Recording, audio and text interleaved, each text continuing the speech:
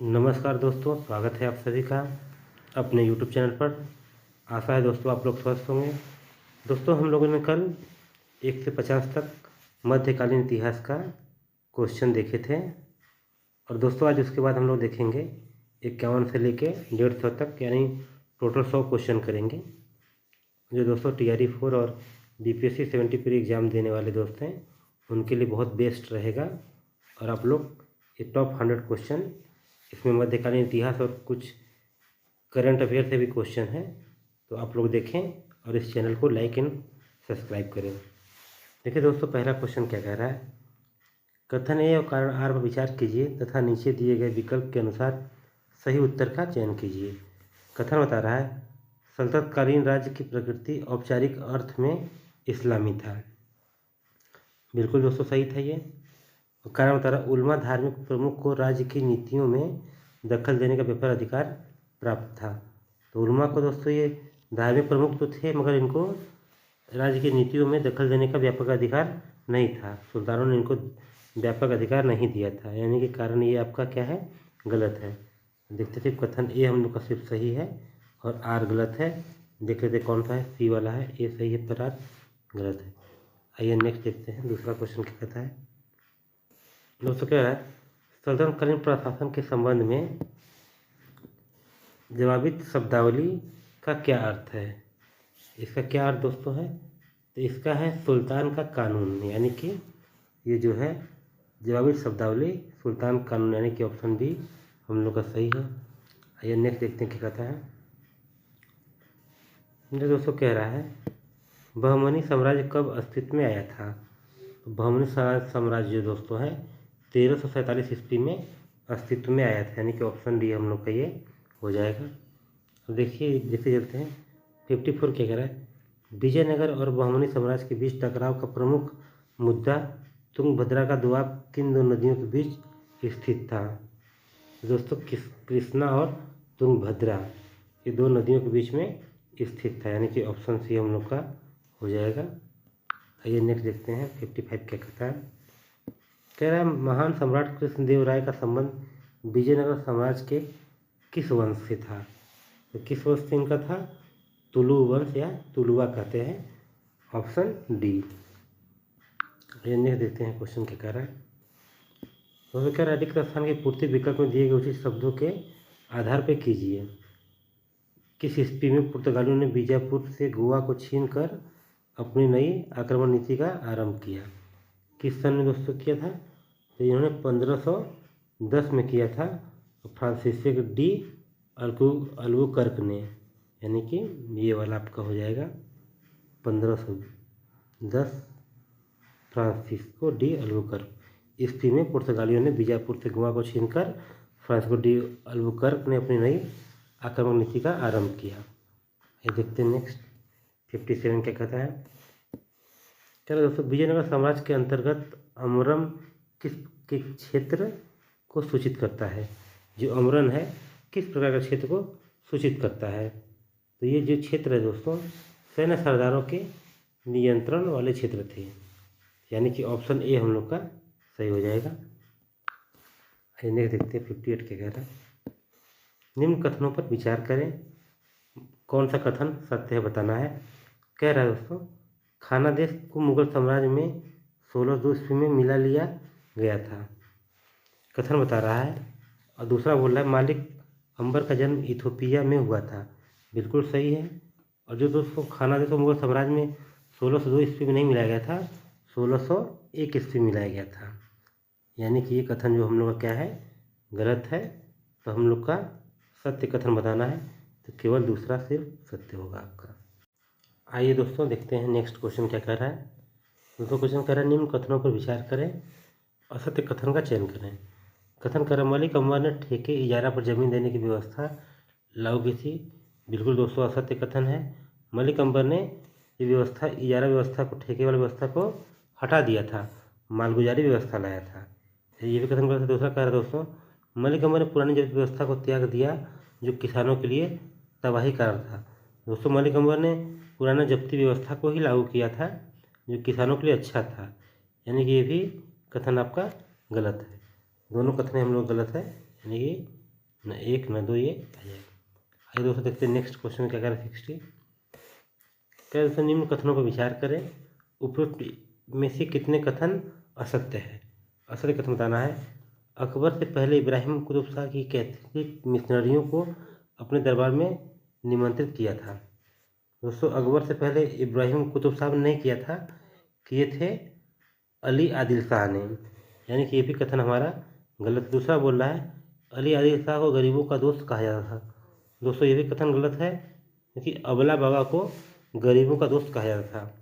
और किताब नौरस की रचना अली आदिल शाह ने की थी, ये भी गलत है। किताब नौरस की रचना कौन किया था, अबला बाबा ने किया था। यानी कि तीनों ऑप्शन हम लोग का गलत है। दोस्तों नेक्स्ट देखते हैं क्या है 61। क्या दोस्तों निम्न कथनों पर विचार करें, उपरोक्त में से कितने कथन सत्य है। सत्य कथन आपको बताना है। कह रहा है दोस्तों देखिए, बुरहान निजाम शाह काव्य में धर्मनिरपेक्षता का सुर लाने वाला पहला शायर था। दोस्तों ये कथन क्या है, गलत है आपका, क्योंकि जो पहला शायर था वो सुल्तान मोहम्मद कुली कुतुब शाह था। और दूसरा कथन बोल राजा मनोहर और मधुमालती की प्रेम गाथा के रचनाकार महाकवि नुसरती हैं, बिल्कुल सही है। तीसरा कह रहा है दक्कन से उर्दू 16वीं शताब्दी में उत्तर भारत आई थी। दोस्तों 16वीं शताब्दी में नहीं आई थी, ये आई थी किस सदी में, आपके 18वीं शताब्दी में आई थी। यानी कि ये भी हमारा गलत है। तो देखते हैं, यानी कि केवल दूसरा सही है, केवल 2। आइए नेक्स्ट देखते हैं क्या कह रहा है। क्या दोस्तों इब्राहिम रोजा है, क्या है, एक प्रसिद्ध मस्जिद है, मदरसा है, चिकित्सा है। दोस्तों ये इब्राहिम रोजा जो क्या है, इब्राहिम रोजा ये एक प्रकार का क्या है, गुंबद है ये।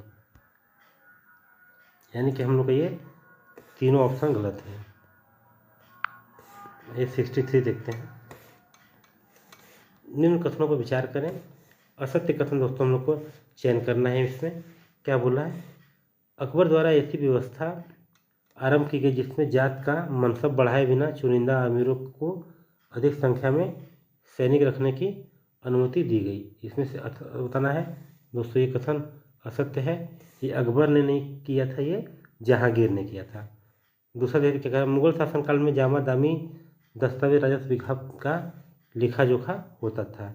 यानी कि ये हम लोग का सही है। फिर देखते हैं दोस्तों 64 क्या कह रहा है, निम्न कथनों पर विचार करें, सत्य कथन का चयन करें। बता रहा अकबर और औरंगजेब के काल में अमीर वर्ग में पर्याप्त स्थायित्व तो आया था। दोस्तों ये गलत है, जहांगीर और शाहजहां के काल में आया था ऐसा चीज़। और दोस्तों दूसरा बोल रहा है मुगल अमीर वर्ग में विदेशियों की भरमार थी जो एक दूसरे को दरबारी सेवा में आने के लिए प्रेरित करते। ये कथन टेवनियर का है। दोस्तों ये कथन टेवनियर नहीं था, ये कथन था बर्नियर का। यानी कि ये भी कथन हम लोग का क्या है, गलत है। ये स्टेटमेंट बर्नियर का था। यानी कि दोनों स्टेटमेंट हम लोग का क्या है, गलत है। ये नेक्स्ट देखते हैं 65 क्या कह रहा है, निम्न कथनों विचार करें, सत्य कथन का चयन करें।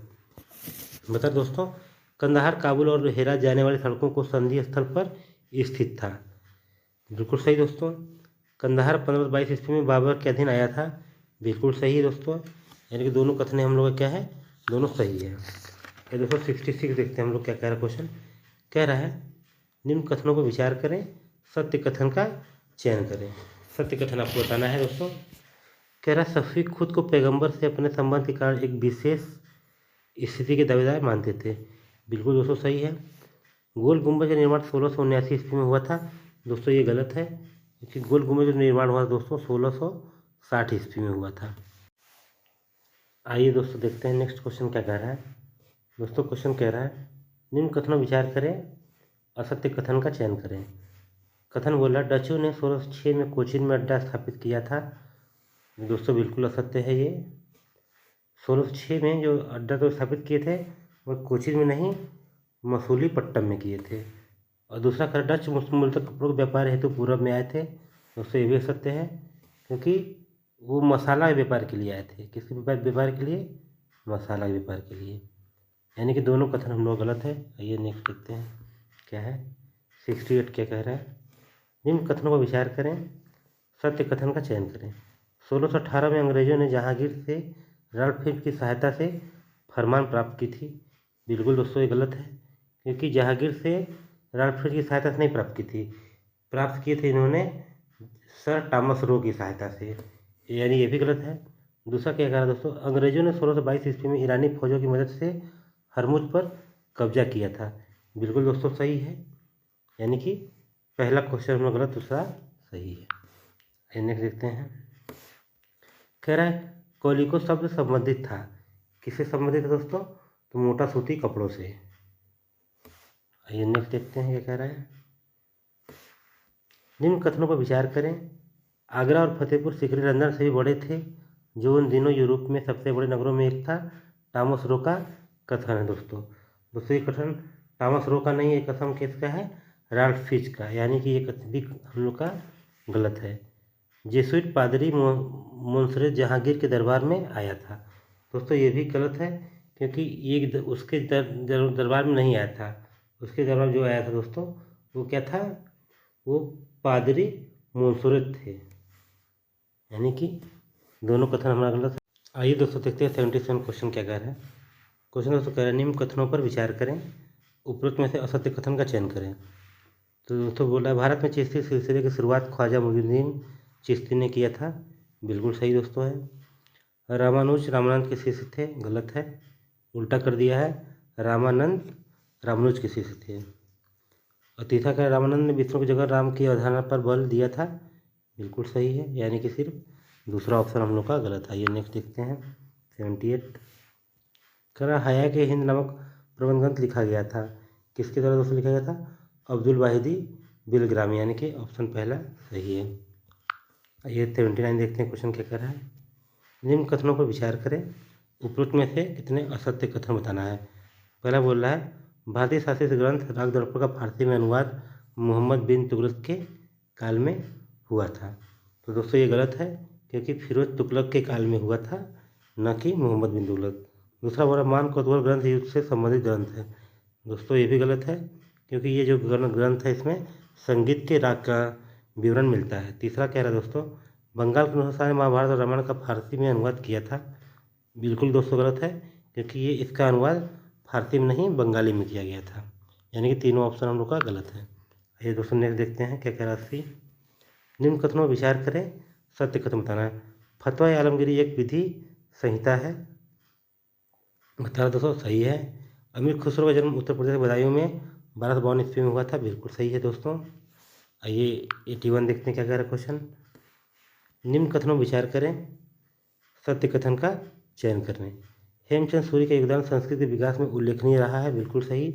मिताक्षर की रचना विज्ञानेश्वर ने की थी, बिल्कुल सही दोस्तों। आइए 82 देखते हैं, रबाब और सारंगी जैसे वाद्य यंत्र एक नई संगीत प्रक्रिया का आविर्भाव हुआ था, किसके समय, तुर्कों के साथ हुआ था दोस्तों। ये 83 देखते हैं क्या कह रहा है, शेरशाह के संबंध में निम्न कथनों पर विचार करें। शेरशाह का अंतिम अभियान कलिंजर के खिलाफ था, बिल्कुल सही। कलिंजर अभियान को जीतने के बाद शेरशाह की मृत्यु हो गई थी, बिल्कुल सही।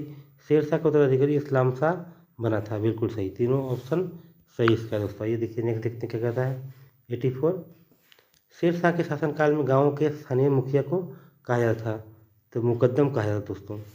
ये 85 देखते हैं क्या कह रहा है, शेरशाह की प्राथमिक व्यवस्था के संबंध में निम्न कथनों पर विचार करें। कह रहा कई गाँवों के समूह को परगना कहा जाता था, बिल्कुल सही दोस्तों है। परगना के ऊपर की इकाई को चक्र कहा जाता था, जो मुंसिफिन के अंतर्गत होती थी, दोस्तों गलत है। परगना के ऊपर इकाई को सिख कहा जाता, जिसे सरकार कहते थे, यानी कि पहला ऑप्शन सही, दूसरा हम लोग का गलत है। ये नेक्स्ट देखते हैं, दोस्तों शेरशाह कालीन मुद्रा व्यवस्था के संबंध में निम्न में से कौन सा कथन सत्य है। चांदी के सिक्के का दाम कहा जाता था, बिल्कुल गलत है। तांबे के सिक्कों को रुपया कहा जाता था, बिल्कुल गलत है। ये सब ऑप्शन गलत है, क्योंकि दोस्तों जो शेरशाह का कालीन था वो मुद्रा बहुत अच्छा मुद्रा बनाया था, एकदम प्योर मुद्रा ढाल के उसमें बनता था, इसलिए ये सब ऑप्शन आपका गलत है। ये नेक्स्ट देखते हैं क्या कह रहा है 87, शेरशाह के शासनकाल में राज्य का हिस्सा भूमि उपज का कितना हिस्सा होता था, तो दोस्तों ये 1/3 हिस्सा। दिल्ली सल्तनत के दौरान गज ए सिकंदरी नामक गज का एक नया माप किसने शुरू किया, तो दोस्तों शुरू किया था ये सिकंदर लोदी ने, यानी कि ऑप्शन हम लोग का भी सही है। नेक्स्ट देखते हैं क्या कह रहा है, आदिल शाह ने विक्रमादित्य की उपाधि किसे प्रदान की थी, तो हेमू को प्रदान की थी। नेक्स्ट देखते हैं 90 क्वेश्चन क्या कह रहा है, अकबर के शासनकाल के संबंध में सूची 1 सूची 2 को सही सुमेलित करना है। भूमि के प्रकार है और विशेषता है। दोस्तों जो पूलज जो है वो आपका क्या है, प्रत्येक वर्ष की जुताई की जाने वाली भूमि। और जो परती है दोस्तों वो खेती योग्य नहीं है, सभी जानते हैं। और चाचड़ जो दोस्तों है क्या है, 2 या 3 वर्ष से परती पड़ी भूमि।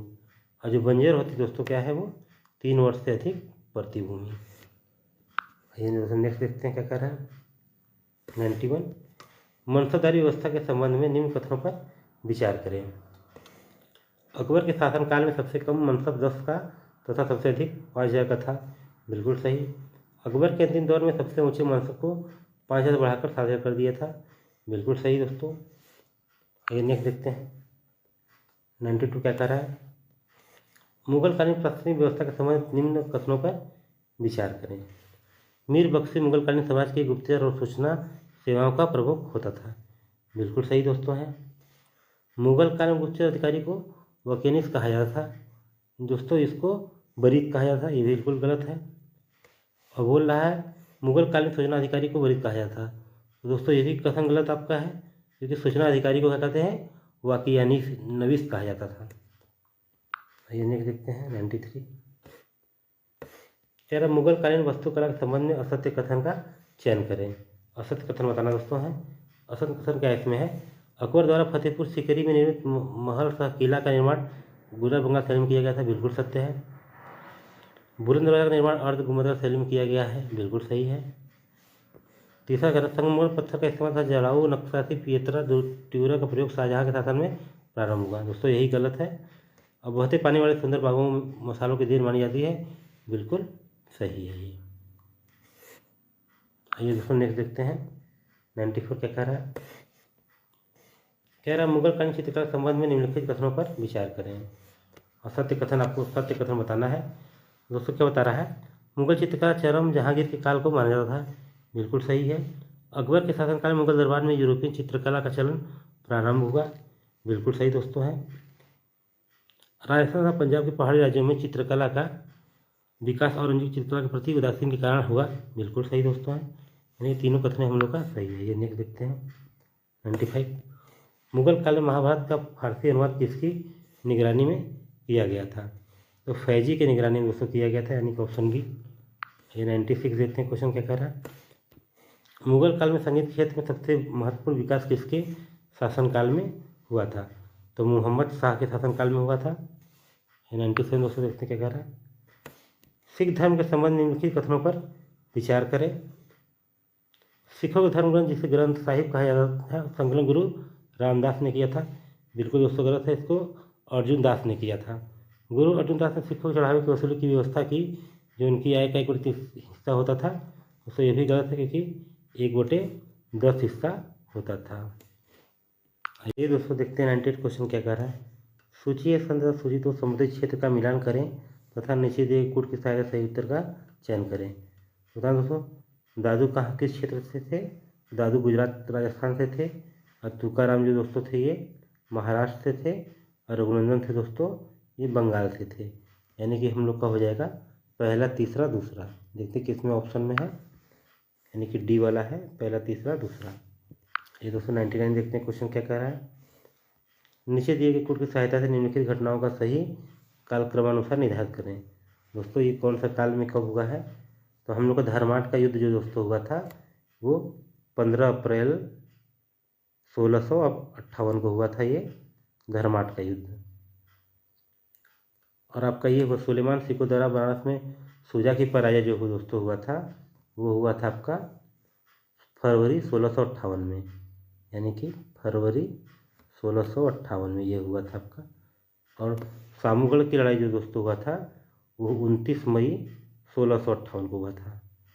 29 मई 1658 में।